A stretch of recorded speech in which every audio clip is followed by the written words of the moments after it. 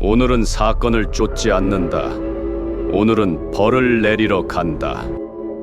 리코코님, 오늘따라 표정이 무서워요. 대체 누굴 벌하러 가는 거예요? 1905년 대한제국의 외교권을 팔아넘긴 자, 오늘 밤 그 자를 만나러 간다. 1905년 러일 전쟁에서 승리한 일본은 대한제국을 보호국으로 만들려 했다. 일본은 이토 히로부미를 특파대사로 보내 고종 황제를 강하게 압박했다. 11월 17일 밤, 대신들은 덕수궁 중명전으로 소집되었다.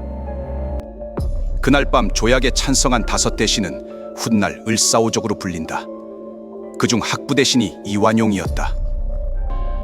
고종은 끝내 조약에 제가하지 않았다는 것이 학계의 정설이다. 잠깐만요. 그럼 황제가 승인 안 했으면 이 조약은 무효 아니에요? 법적으로는 그렇다. 하지만 그날 밤 강압 속에서 조약은 그대로 밀어붙여졌다. 그러니 나는 그 중심에 있던 한 사람을 직접 만나러 간다. 여기가 그날 밤이에요? 공기가 진짜 무겁게 느껴져요. 회의실 안에서는 이토 히로부미가 대신들을 한 명씩 몰아붙이고 있었다. 기록에 따르면 학부대신 이완용은 가장 적극적으로 조약에 찬성했다. 이완용, 오늘 밤 네가 마지막으로 서명하는 순간이 될 것이다. 저 사람이에요? 표정 하나 안 변하고 저러는 거 진짜 소름 돋아요. 이완용은 물러서지 않았다. 그는 이미 자신의 선택을 굳힌 뒤였다. 저 진짜 손에 땀 나요. 좋아요 눌러두고 같이 끝까지 봐요. 너는 역사의 이름은 남기고 싶어 했지.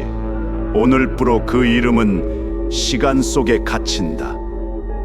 이완용의 몸이 검은 빛 속으로 서서히 빨려 들어갔다.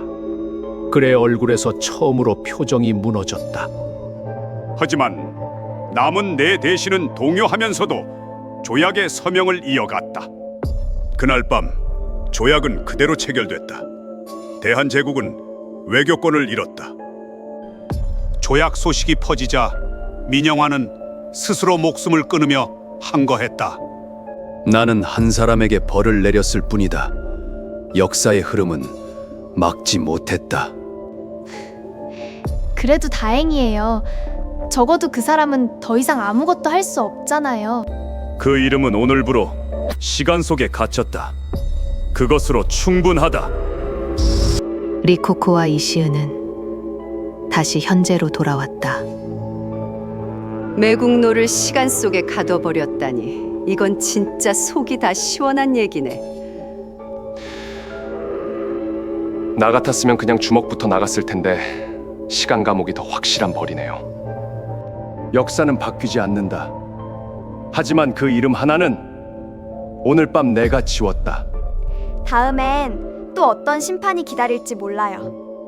구독해두고 다음 편도 같이 봐요. 시간은 넓고 죄는 어디에도 숨을 곳이 없다.